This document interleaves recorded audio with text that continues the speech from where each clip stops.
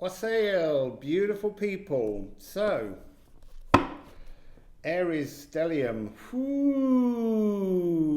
If you didn't watch Rob's Tarot Live, you need to watch that because it informed me so much about what's going down with this Aries stellium. Hell, fiery anger. I mean, I went out for a trot the other day and I was wearing pink. You know, it's a colour I'm quite comfortable with. And the number of women who nudged their boyfriends to laugh at me was just unbelievable. Like a real anger at the fact that I'm wearing pink. Get over it. So yeah, Rob's reading was... It was about all of the difficult energies that are building up now because we're changing. Things are changing. There's lots of stuff on the move.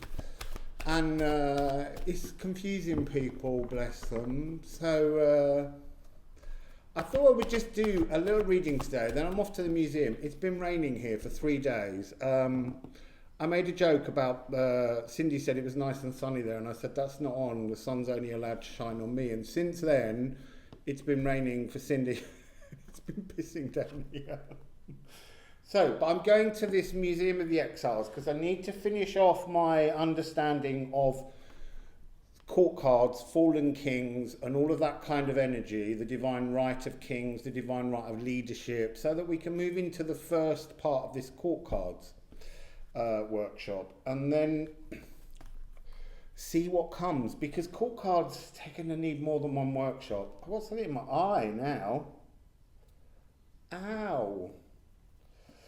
I was going to ding the bell, but I've moved here. I was going to try and do it the other way around so you could see the rain in the garden, but I was just a silhouette. And then you'd have never seen any cards. So I've had to do it this way. It's muggy here, even though it's raining. And I'm sweating. So let's just see where we're heading with these cards. We've got one. I've still got something in my eye. That's got to have a relevance. I don't get things in my eye very often. Oh, it's like this need to see, an itch to see something new is the energy that I'm getting. Like we all need some kind of new stimulation, visually, of new visual stimulation, which... you're not really going to get from this because I've got the same old cards. I did go yesterday into Cascais and I found an esoteric magic shop, and she did have a couple of decks of tarot cards, but they weren't very good. And the only deck that was vaguely interesting was a Kama Sutra one, and I wasn't sure how one would read pictures of people having sex as being particularly helpful right now during these kind of COVID times where you have to social distance the whole time. So I didn't get them. So look, we've got the serpent, which is interesting because this morning I was looking at the beautiful bird-like formation of the scales on a snake. This is about shedding skins, but this is also about a kind of global shedding of the skin. The energy of this is about, I'm seeing pulling apart, but also being entangled. We've all been pulled apart, but ultimately, as a species, we're still entangled. But this is like a global shedding of skins moment. And toxicity, I'm seeing very toxic kind of energies or pollutions. I'm seeing a lot to do with kind of like dirty fuel. So,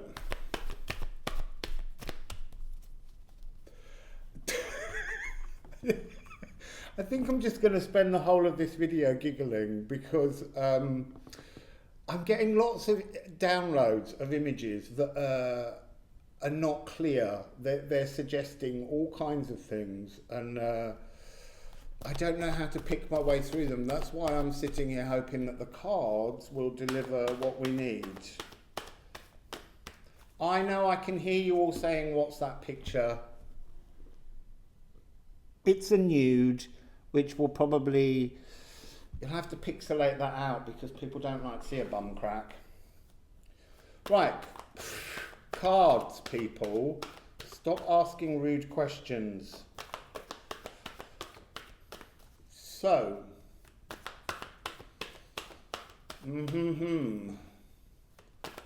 what do we have for people, please, Spirit? What can we tell people?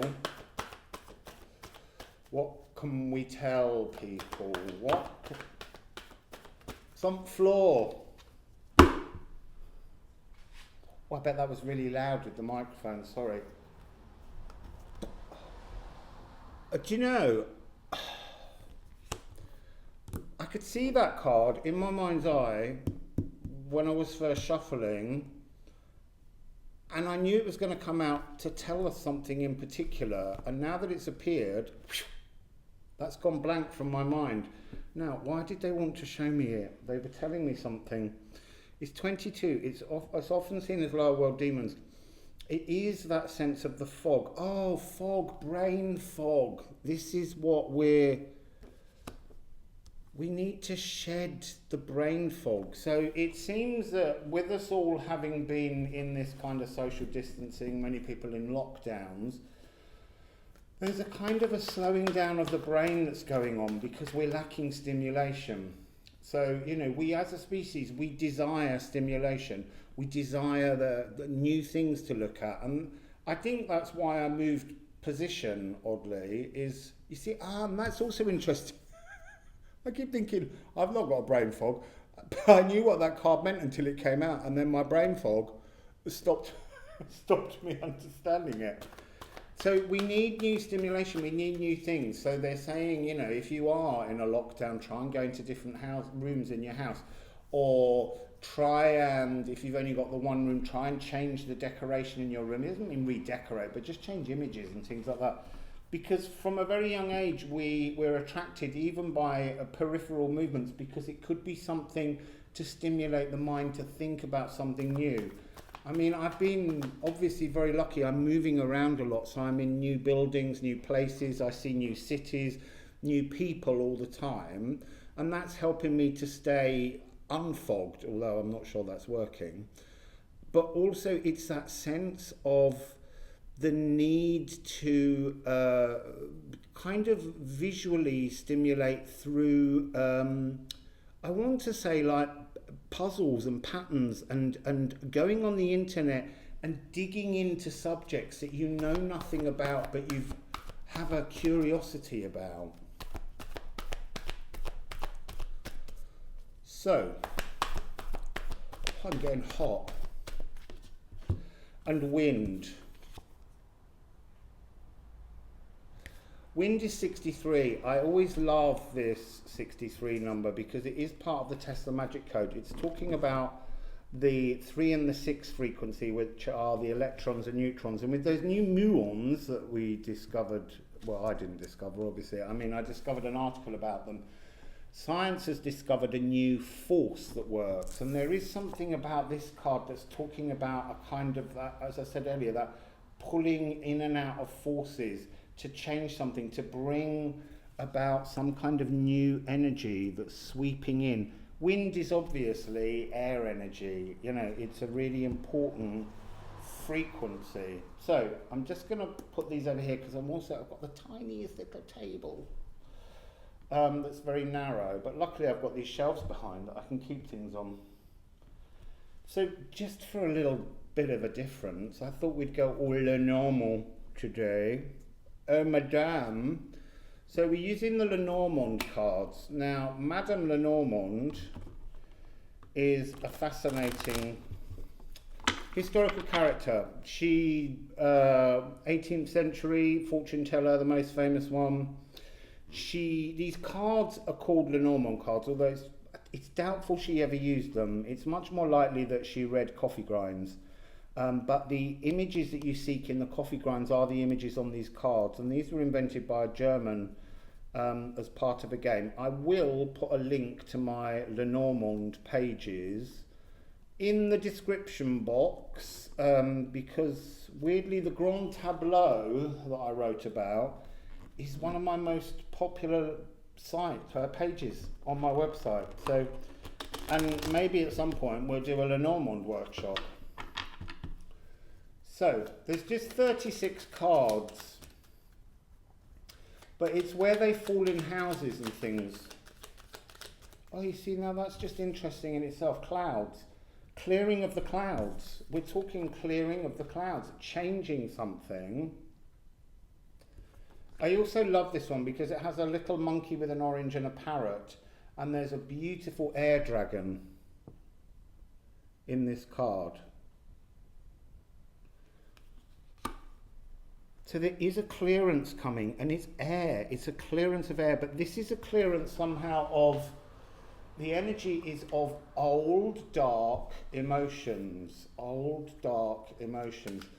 it's because clouds are obviously a mixture of air and water because they've got moisture, so they've got the language of emotions hidden within them. So what would you like to say, please? Ah, that's fascinating. I want to say it came out upside down, it's tree. Tree is about health, and it's almost saying what we need to clear at the moment is the lack of health in us, in the world, in everything. Ah, that's that original toxicity. It's this notion that this stellium is the beginning of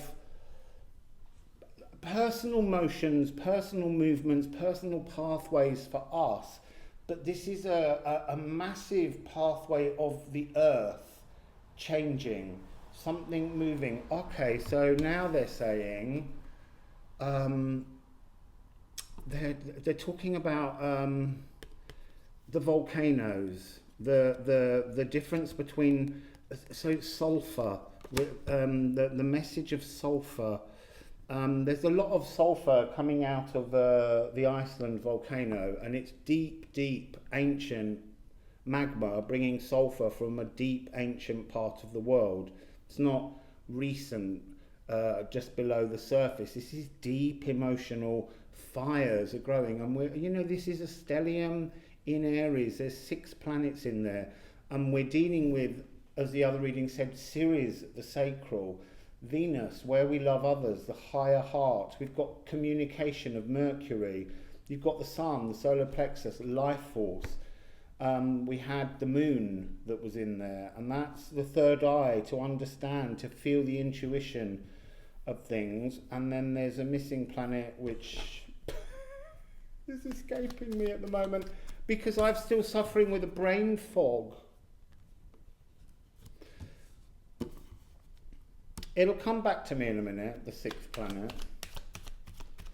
So, sulfur coming up from all across the world. There was a big sulfur area when we had that disaster in Suez, when Neptune and all the dead pharaohs got cross about what was coming up. They've now shown from satellite photos that there was a massive spike in sulfur levels from the dirty machine oils that shipping uses. And this is because wind is coming in, air is coming in. It wants us to understand the truth. It's all very well that we have commerce and we want to buy cheap products that are imported from all over the world into different countries, but there's a level of pollution that goes with it, and it's asking us to question how we live, how we move forwards. Do we want to keep having these levels of pollution? I mean, there's nothing we can do about the volcano. That's just going to keep going for the next 200 years. So, we have yet more serpents. So here we have snake. I find this one a fascinating card because this one always talks to me about the divine masculine. The sun and the moon, it's referencing again the Eclipse Tunnel that's due on the 26th of May. All of what's going on energetically at the moment that's causing us quite difficult feelings. Really, I feel like desperately sulphurous, choking emotions are coming up to be dealt with, because we have to move forwards, we have to let go of these. And then we also have house and child. So I'm just putting those in. I haven't finished with snake, but I just wanted to bring the notion in. So snake is talking about it's talking about the energy of the earth itself. It's talking about this notion of volcanoes again, because the egg, the cosmic egg, contains divine feminine consciousness, and the divine masculine is preparing changes. It's preparing its own version of the wind of change. It's preparing this double snake energy to be birthed around the eclipse. And I do get this again, this idea. It's not going to happen quickly, but there will be new bits of land rising from the seas caused by underground volcanoes. That's been quite a strong image that I keep getting. So then we have home. This is personal, inner space. There's Huggin and Muggin on the top, but there's also a peacock for Mercury, the communication. It's like there's one window that, on the ground floor that's not lit. It's almost like saying there's something very, very deep, almost like an emotion that you've locked in your cellar, that's just not quite open. And then on the top of the house, there's like an extension that's been built. And this is what we're supposed to be doing with our lives at the moment. It's about that notion of trying to change things about your own inner landscape, but also the landscape of the home in which you live. We have to work on that inner landscape. Again, there's a real element of movement of wind, but here I'm getting this notion that came through this morning about the jet stream, because I get this sense, which most scientists won't want to go down the line of, but that with the magma coming up, the heat will be creating a kind of warm thermal vent, which is kind of messing with the jet stream. It's pulling the jet stream, pushing it further down. I mean, there's points. I've never seen the jet stream look so confused at the moment. It seems to be broken into several pieces, and it's causing very strange cold weather patterns much further towards the equator than you would expect for this time of year. I mean, when I arrived here, beautiful sunshine, swimming in the sea for 2 days, and then it's rained since and haven't been able to go swimming. So what do we have here? 13. Child. This is about the little things, but actually what I'm getting from this card is the notion of fairy folk, grey folk, pixies, goblins, spirits. There's a sense of, you see, I'm getting that sense of rebuilding a community, but rebuilding a magical community, because in the tree card we have the March hares, which are a symbol of movement forwards, but there's also a sense of madness in a March hare very often. But in the tree there's a whole community of birds, and this is very much Yggdrasil energy coming in to work with us all. But there's something manic. There's a really manic energy coming as we head towards this eclipse. So I've also got Odin. So I'm going to do some Odin, then I'm going to do some more Lenormand. But I'm going to take the other Lenormand from another Lenormand deck, because there's something about pixies, fairies. They're becoming really important. They're becoming freer, more visual, more able to see them. There's something very mystical going on in that world through the dimensions. I mean, it's a world that's here. I mean, you know, there'll be a pixie just up there, but we don't see it because the veil won't reveal. So it feels like they're coming from everywhere. I woke up today red hot and absolutely feverish, and that's exactly now that energy.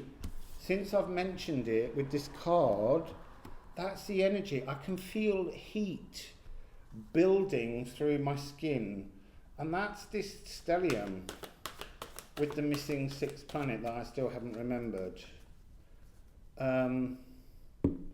Mercury, Venus, Ceres, Sun, Moon. Oh, Chiron, nervous system. See, brain fog. Brain fog. Needs clearing. We need, look, the brain fog is something which they're saying is out there because we don't have enough stimulation. We have to seek the stimulation. We have to go inside ourselves, into the temple of our own minds, and find stimulation, because we've got to keep moving forwards. We've got to be energized. It's air epoch. We've got to be thinking.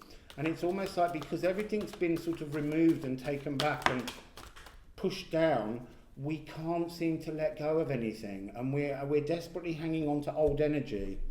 So, Tyr, sacrifice, let go of things. So Tyr understood what had to be sacrificed for the future to be achieved, and that's the frequency that's coming off. He puts his hand in Fenrir's mouth while they put these thin cottons that are unbreakable as a trick so that they can chain up Fenrir, and that's coming across. Oh, that's interesting. That's coming across as those that govern over those that are governed. It's like we are Fenrir, the collective, the big beast that's chasing down authority, and authority is still kind of, it's still sticking its hand in our jaws, thinking we won't bite, and we're going to bite. So Tyr, I feel like I'm melting.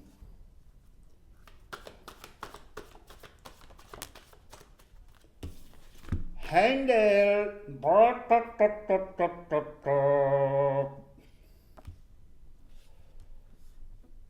I'm going to put another card down. I mean, it's a cosmic fanfare. It's a new tune. It's music of the spheres territory. It's creating a new pathway. I just want to look at those two that spun. Really interesting. Big John, Little John. We've got Jotunheimr. And that's linking in with this. It's this idea that swapping places, it's like authority, we empower authority by saying that they are in control and they can make the laws, and actually, really, that's authority. Oops, down there, see mirror, can't do the mirror. This is authority, and the giant, Jotunheimr, is the collective. Jotunheimr, being the collective, if you look at it historically in Norse mythology, it's the place that the gods most fear. They most fear the power of the giants, who live in a borderless society. And this is a card that talks about going on an adventure that pushes every boundary. And I'm really getting this sense that this is a fanfare for the collective, and that governments are about to become smaller. And why? Because Elfamir, the highest heaven for me in the 9 realms of Odin, is Elfamir. These are primordial beings. These elves are the shiny light energy of source, and that's what we're ringing with. We're resonating with this energy of heaven to change the dynamic of everything. So let's put those there, and let's get this other little Lenormand deck.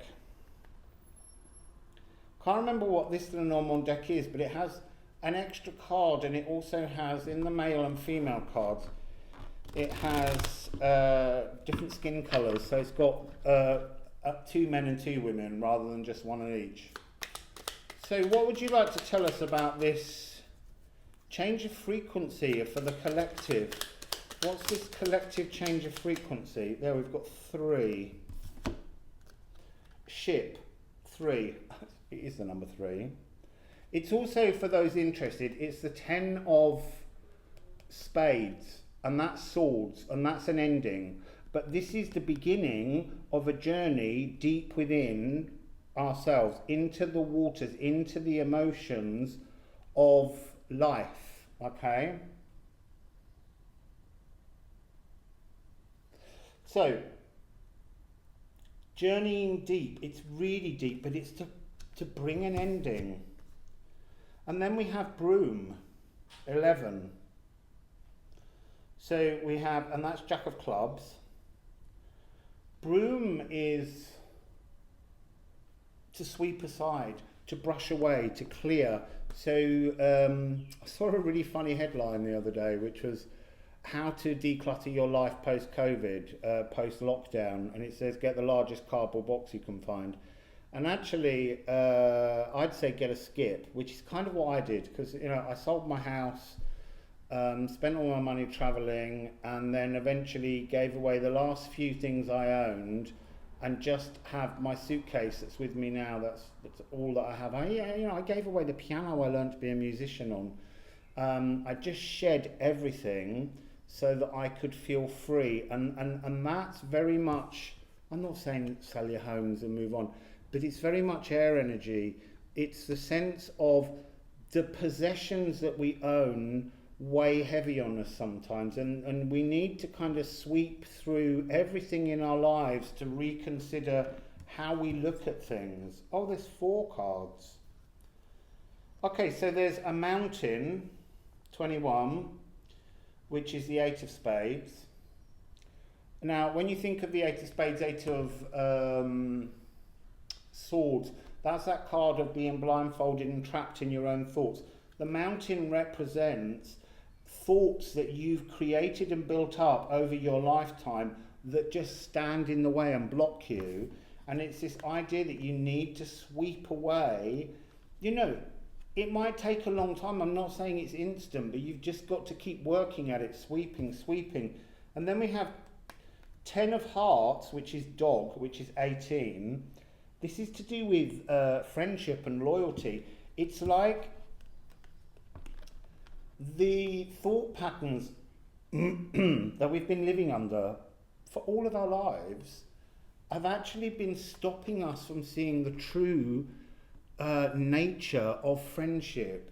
We have lots of friends around us who have kind of, during this moment of it being in isolation, being always 2 meters away from each other and all this, it's like those mountains have created blockages, but in some of these ways in which to help us see that some things around us don't really serve us.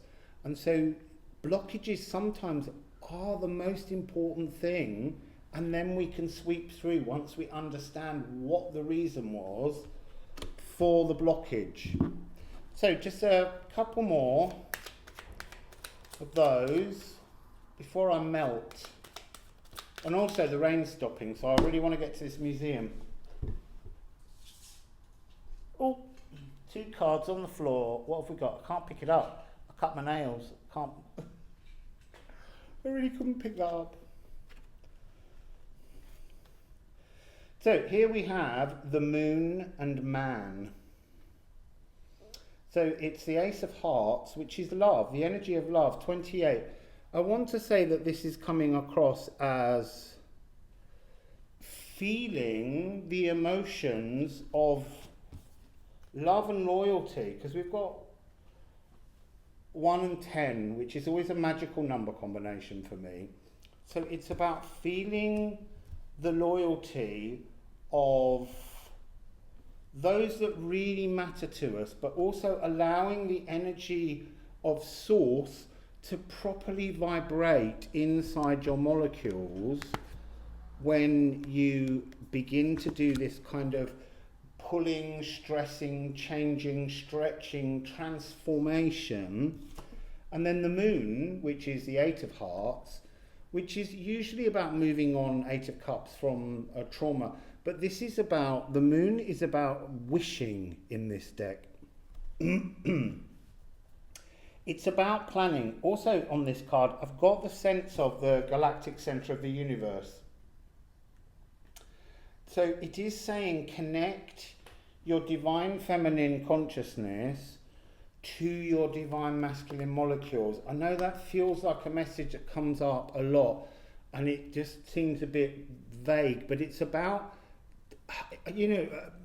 illness is when our bodies are not comfortable, and we've got to start to sweep up our lives, go deep within emotionally, sweep up, clear up, make some changes to our frequencies so that we can actually move forwards in this energy, not of balance, but of, it is a balance, but I want to say an energy of comfort, an energy of joy, an energy of, feeling pleased and happy with life. So let's just go back to Odin, just to end. There we go. Yeah, look, this is representing the Eclipse Tunnel. We're coming from one energy and we're squashing all the way through and emerging. It's very much butterfly, chrysalis energy, nymph, dragonfly energy. It's a rebirth frequency, but into something beautiful with the sun rising afresh. And we have Nidalfillir, the gift, this gift to move forwards that the dwarves are making in the center of the earth at the root of the Yggdrasil tree, is like they're making us a new outfit. They're giving us the gift of air, sword, truth. And you can't stop the truth. The truth will out at the moment. And the more you read of global news stories, the more the truth just keeps spiking in with little surprises that no one was expecting. So I'm getting that sense of snake hair, feathered hair, connecting with the energy of air energy from birds, spirit, hugging and mugging, but also the snake energy, which is a representation of Kundalini, and the double snake is a representation of good health. It's just very odd. The clothing is coming across like, it's like being given a new skin, like snakes shed their skin and grow into something new. We're all being given the chance now to grow into something new, but to do that, we really do have to sweep away the old. You can't keep looking back at what was and wishing that would return. It's gone. We have to look forwards as to what energies and love and beautiful feelings and communications we can bring to each other as we move forwards. So that's the frequency we're heading for. A gift from air. And that's what the wind was suggesting. The wind of change is blowing, flow with it. Anyway, I'm melting. And this is just a short message, and then I'm hopefully going to come back all inspired for the first court card workshop. So, Wassail, beautiful people.